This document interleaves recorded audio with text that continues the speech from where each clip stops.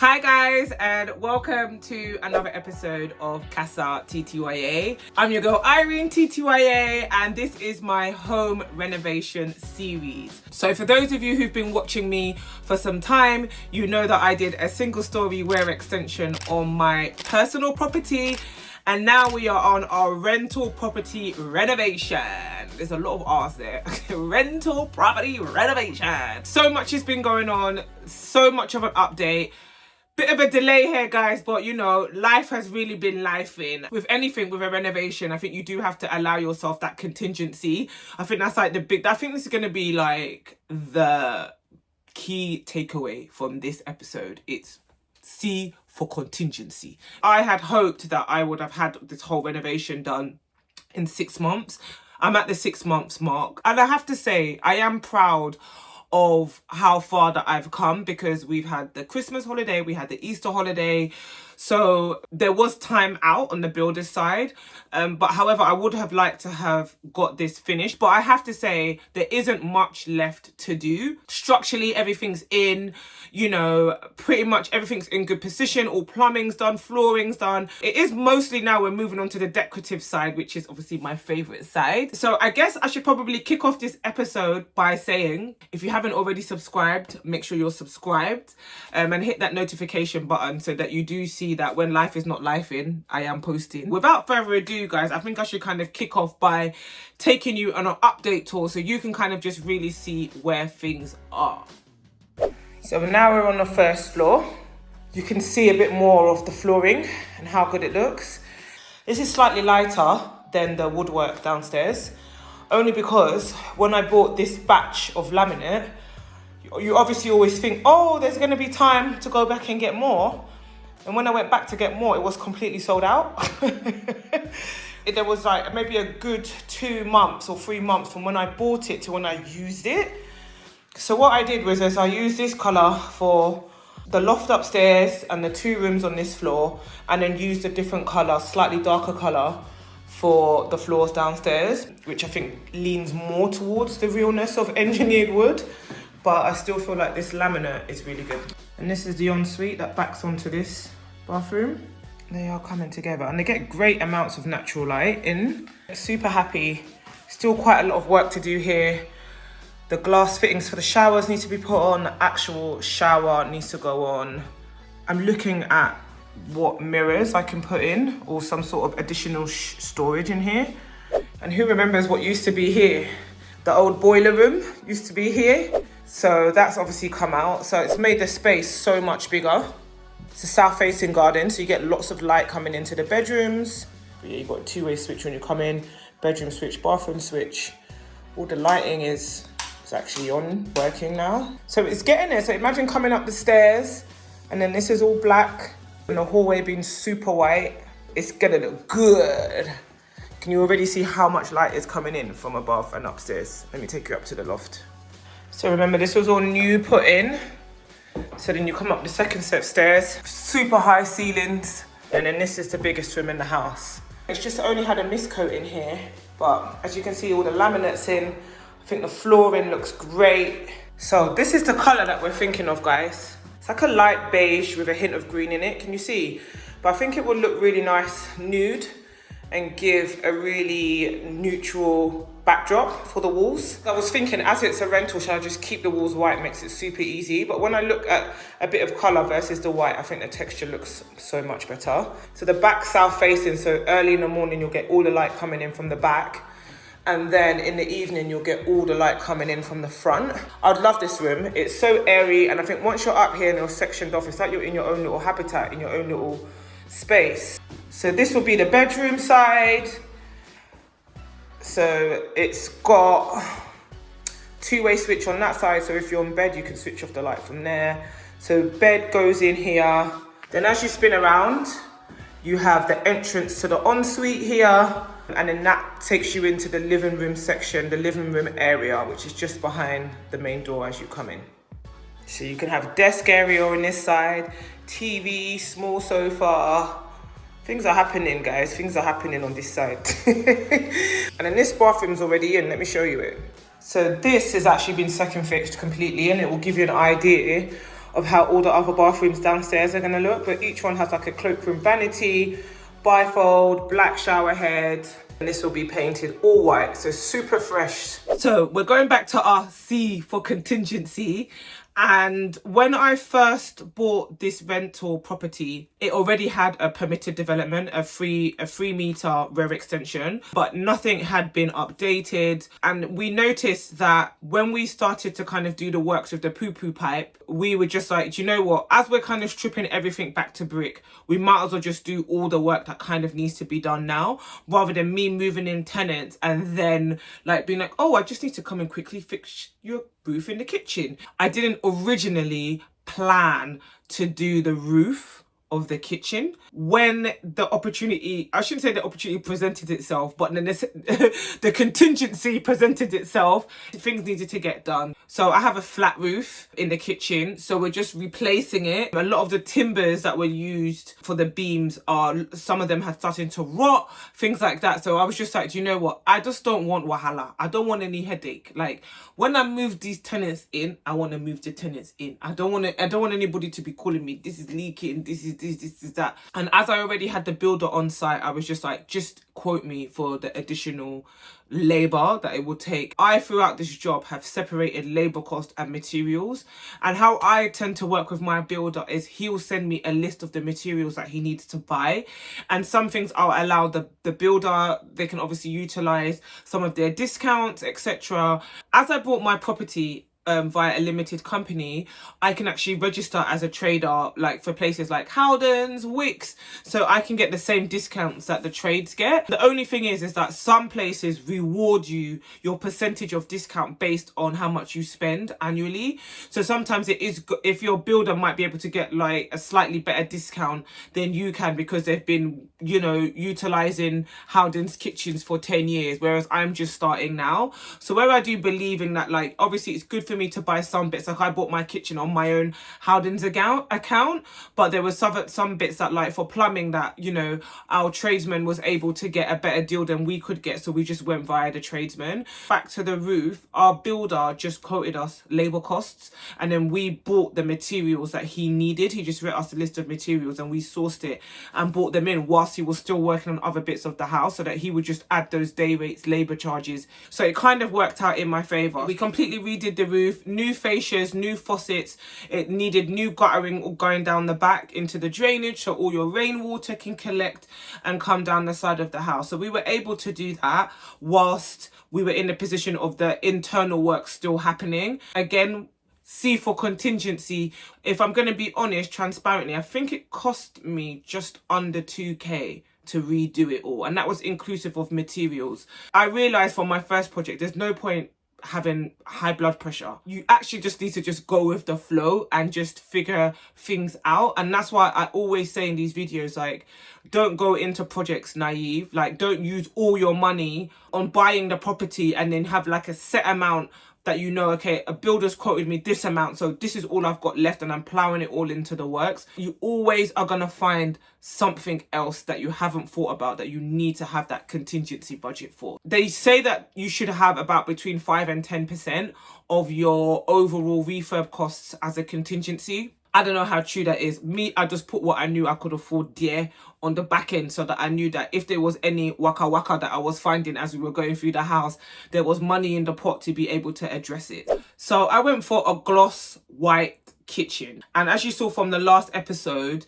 I got my kitchen from Howdens. The kitchen comes pre-built, so there isn't really much to do. The service was exceptional, if I'm going to be honest, like in terms of like delivery time. If Howdens have your kitchen in stock, you can literally get it the next day. I think I went in and ordered it on a Monday and I got it to come on like a Friday. I like to be organized. So if I know that something's coming in, I want to make sure that there's a clear pathway in the house for it to get there. And I also want to make sure that the actual room where things are going is completely cleared out and we're ready to receive the delivery. Like I said, I went for a plain white gloss kitchen. I wanted it to feel, to bounce off the light, to reflect the light, for it to feel as roomy and airy as possible. The kind of key pillars for me when I was designing this kitchen was thinking about storage, functionality and modern design. Kind of incorporated an island, like a mini, like not island actually, let me correct myself, breakfast bar, wall-to-wall storage. I've tried to think about like placement of like, okay, if I'm cooking here, where would I want my cutlery drawer? Where would I want my spoons? Where would I want my saucepan? Really thinking about the functionality of the kitchen. And although it does sound simple, there is actually like mechanics behind it, because you've also got to think about where are your water pipes running through your property? Where are your waste pipes gonna go? So these are just some of the things that you need to think about when you're thinking about like, where's my sink gonna go, or dishwasher. You've also got to think about where's your waste pipes gonna go and how is that water gonna exit the property. And the kitchen is here. Oh, I'm so excited. I was super conscious on letting as much light in here as possible. The great thing is that there's a south facing garden, so definitely a lot of light is gonna come in. I went for white cabinets. I was really tossed between that and like a sand color, because I felt like the sandstone would have given it a little bit more depth, but I wanted it to be as bright and fill as spacey an area as possible. And I thought the white gloss would be easy to clean and easy to maintain. So some of the units are here. The builders have started to put them in. So far, so good. I'm really happy. As we're on the topic of the kitchen, to add in more features, I got a new patio door, and I have bifold doors at my house. And if I'm going to be 100% honest, I think they visibly look amazing and they let in so much light. But I don't necessarily feel like they're that functional, because like if I'm cooking in the kitchen or you just want a little bit of air, it's like you've got like my whole pane has to open. Can't just crack the door open a little bit, you know? And I was thinking about like in this property, do I want to put a sliding door, or do I want to put like just simple patio doors? And I'm not going to lie, guys, on this one, it did come down to cost. And I just thought, you know what? The patio doors are clean. They let in just as much light as the sliding doors, and they were a fraction of the price of sliding doors. So I'm not going to lie, guys. We found a local supplier who gave us actually the best quote, which included like fencer certificate, which included fitting, disposal of any rubbish as well. So we just got an all-in quote. And I will say, guys, it is important to just think about that. Like, especially when you're getting quotes from people, try and get as much as you can. Are they going to dispose of the rubbish? If they're taking out the new windows, are they disposing of the old ones? Like things like that. Make sure you don't leave any gray area, or you just assume. Like never assume. Never assume. So my back door measurements were 2.1 meters high, and then I did my opening by 1.7 meters. I just got standard white UPVC doors, patio doors. In the garden, it had pebble dash. To get the doors in, you get your doors slightly smaller than the space that you actually have, and then they use like foam to kind of secure it all in, make sure that it's energy efficient, and then also it allows for airflow. Shouts out to Ryan and the H2 plastering group. They came back. Some of you guys will know that they did my garage, they did the plastering on my fireplace in my main residence, and I brought the guys back because what we did was that we kept the pebble dash. We pebble dashed kind of around the door frame and all the kind of bits that were kind of chipping off, because again the pebble dash had been there for so long, and just kind of gave it a real nice clean pebble dash at the back. And then we painted it white, so then it was just clean, modern, functional, cost effective, because I didn't re-render the whole back, I didn't re-plaster the whole back. So yeah, the downstairs space is really starting to pull together, and I think that I'm gonna keep all the hallway and all the paint downstairs like super white, like clean, modern, functional, minimalist. Crazy things are happening. Many crazy things are happening. So this is the view now when you first walk in. Excuse the mess, guys. The cardboard is down on the floor just to protect all the flooring because the laminate has gone down. So I wanted to make sure that that was all protected. So as you come into the house now, you are greeted by this elongated hallway. I kind of wanted to take a little bit of time to talk about the hallway because it took a bit of reconsidering on how we were going to redesign this area. But I think now as it stands, I'm super happy with it. There's still a little bit of work to be done, and I guess I'm going to pull you back from the kitchen back so that you can kind of get a bit of a vibe of what it looks like now. From the kitchen coming back, you'll be able to see there will be a door here which will house the boiler system, the cylinder system. This is the main frame of the house, so it houses everything boiler related, cylinder. So this is actually going to be sectioned off. It will have a door on here, but I kind of wanted one place to house everything. That was this important. So everything goes into this cylinder unit here. So I like to say that this is the main frame of the house. And as you come back, this is the hallway. On the left also there'll be a toilet under the stairs. I put this in so if people have guests in, and obviously you didn't want to like have them in your room using it, blowing up your spot. I put a separate toilet underneath the stairs, and then you kind of come all the way back, and then you come to kind of like the first bedroom. Then we come to the staircase. You guys saw me earlier stripping it, but I think I'm gonna paint all the spindles and the handrail black. Might have this middle section here white, and I'm still deciding, guys. Do you think I should do this black or keep it white and then just have the spindles and the handle as a feature in black? Or should I paint this whole thing here black? Dun, dun, dun. You can see all the ceilings, and all coming down the stairs will be a brilliant white. It's just been miscoated, so it's just had like the fresh plaster. When you have fresh plaster done, you apply a miscoat on, which is paint and water, which absorbs into the plaster. I think when this is all done, it's gonna look super spenny, and I'm super keen to make a good impression like when you first walk in. So I think the black banisters, you know, the white walls, extended hallway, I think it's gonna look really, really good. So the guys at Ivexo came through, and that was the team that I was using for a lot of my internal works, and who did my kitchen. They were amazing, functional, like really like took their time, like, you know, worked with the plans and really took their time to kind of pull it all together. I also brought back Ray, who did my worktop surfaces, and I'll be honest with you guys, I think I mentioned it before about the worktops. Like, I was like, oh, do I just get laminate worktops? Do I get quartz? It's a bit expensive, tenant. But I just wanted something that I knew that would last for a long time and would be durable, especially with tenants. And because my kitchen here is 5 meters wide by 3 meters deep, the actual worktop space, we were able to kind of be quite cost effective with it, because Ray used some offcuts from the workshop, and then I actually only had to buy one new whole slab, and then the others bits at the end, because I've basically done like a U shape or an L shape with a little bit of a breakfast bar. We were able to use cut-offs as well as buying a whole new slab. And then I was thinking about potential options for the splashback originally, and I had got some acrylic samples. I was thinking about an acrylic backsplash rather than having a quartz one to try and save on money. But in the end, if I'm honest with you guys, I just felt like the continuity wasn't there, and for the sake of just doing a backsplash, I think I kind of just decided that, you know what, I'll just keep it all quartz and keep it consistent. But what was the deciding factor for me is that because the extension was built so long ago, even with the new plastering and rendering, because I replastered the whole house, the wall still wasn't completely straight. It still kind of morphed a little bit. So when they were hanging up the kitchen cabinets, there was still like some gaps between the cabinet and the wall. So I just thought, you know what, to fill the space better, it worked better to have like the quartz worktop rather than having a thin acrylic backsplash.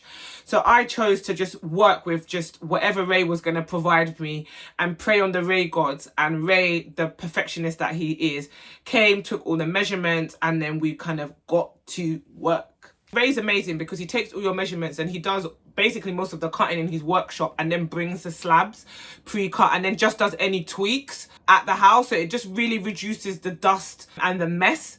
And that's why I love Ray. Like, he's such a perfectionist, a bit like me. So, you know, we love a Ray. It's like you're building your contacts, you're building your black book. And I think for me, I will always appreciate a good tradesman, because I've just had so many dodgy, phony ones. I've used the same electrical team who did my house. I've used the same plasterers who did my house. I've used Ray on the quartz worktop who did my house. Keep a good tradesman. This was the first time that I was really seeing the kitchen starting to come together. So on the floor, you guys have spoken about this before. I went to walls and floors. I got huge square kind of stone concrete tiles that went on the floor, which I'm obsessed with. And then we're kind of doing the white cabinet, so it kind of breaks it up a little bit. And then we have like the open living room space, which is laminate, so different textures, the black rads, black taps, minimal, chic, sleek design. That's what we're doing here, guys. The carpet guy came to show me different variations. In my mind, I still at this point wasn't really sure like what I wanted to do. And all the bedrooms have laminate. So the only place where I'm putting carpet is on the stairs coming down and the first floor hallway. Dust mites. Me, I love a laminate. And I love a minimal carpet. I'm deciding on what I was going to do. They brought me different swatches. Like, they basically brought everything to the house. I didn't have to go to them. They came to me. They asked me in advance. We did like a telephone call. And they asked me like in advance, like, what am I thinking of? I was very regimented. I knew I wanted some sort of herringbone carpet, but I didn't want it to be like super expensive. So I was like, it's going to be a high traffic area. I want herringbone. What are the options? And I decided on like an off-white black herringbone shape runner. And I'm going to do like black trim going down. And then I've just done like a plain, almost like a dark blue, grey, navy, black. It's like, depending on which light you're looking at it gives black, it gives navy, it gives dark grey. many colours there. Plain carpet in the hallway. And that's literally, I've kept it so simple. So I'm happy with the choices I've made. And I guess when we get to the reveal, you guys will be able to see how everything looks once they've been installed. So yes, as you can see, guys, we're almost at the finish line. The finish line is in sight. I think for the next episode, I'm just going to do some Q&As. So make sure that you guys are following the @CasaTTYA Instagram page, where you can swipe up and send us some questions, or send me some questions about everything to do with renovations, rental, my experience. And then hopefully we should be at the finish line and we will have the big reveal. This is Casattya. I'm your girl Irene TTYA. Please don't forget to subscribe, like, love, share, comment, all of that good stuff. It was important for me when I was on this renovation journey to have and see people that looked like me, given their real experience. So the more that you guys can comment, like, the more that this video gets shared. So please help your sister out. You know what I'm saying? But guys, until next time, see you on the next one. Peace.